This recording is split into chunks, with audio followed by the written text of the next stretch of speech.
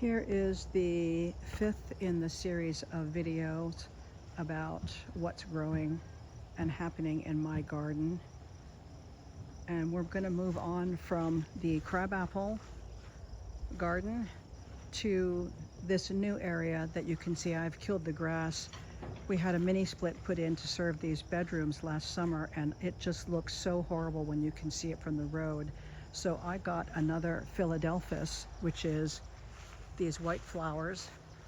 So you can see that it is about 6 feet tall and 6 feet wide, and it will go, you know, kind of right here, filling this space right here.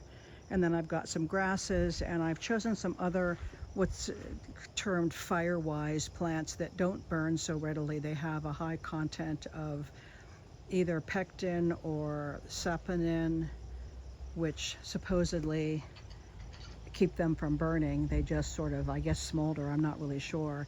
And though our siding is not wood, it's concrete. Well, I guess the slats are wood. So there's not a huge risk of fire for right there. And if we have a fire danger, I will definitely hose all of that down. So hopefully we will get something going by the end of the summer to get that settled in place. Mulch. I'll put about 12-inch layer of mulch on top of that, and by next spring it will be ready to plant. And then I'm calling this the spruce bed. I had shown you a red Japanese maple. This one was really looking badly when it was on the south side of the house, and now it gets about half a day of shade, and mostly in the afternoon, so it's much happier right here. And an Oregon grape, and this is my pride and joy Korean maple north wind. I just love it. The color of the leaves are so cool.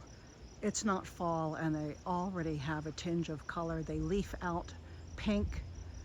I just absolutely can't say enough good things for this plant. It's more cold tolerant and more heat tolerant than Japanese maples for our North Idaho climate. So anybody thinking about Japanese maples in zone 4, 3, or 4, or 5, especially where the summers get hot and dry like we have, might try Korean maple first. Here's another of the midwinter fires. This is here because eventually the low branches of the spruce will be falling off, because that's what they do.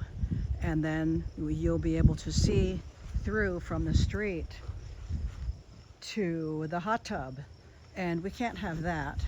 So what I have done is strategically placed 2 young midwinter fires.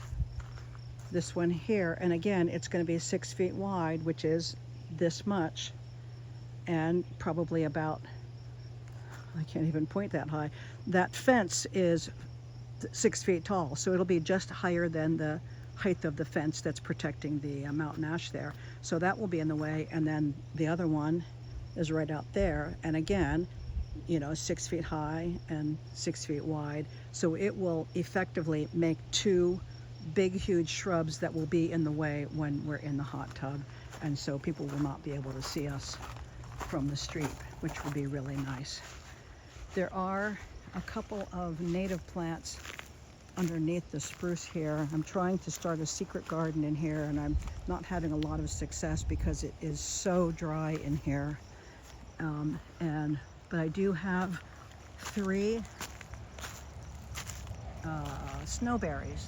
These guys right here, they are native, and there's one here and one here and one here that's struggling there, and they will grow up to be about perhaps 4 or 5 feet tall, you know, maybe up to this high. So they will help once these branches, and they are just barely off the ground, but they really need to not be touching the grass. So one of the jobs this summer is to come in and prune off some of the underneath branches so that the branches can pop up a little bit higher.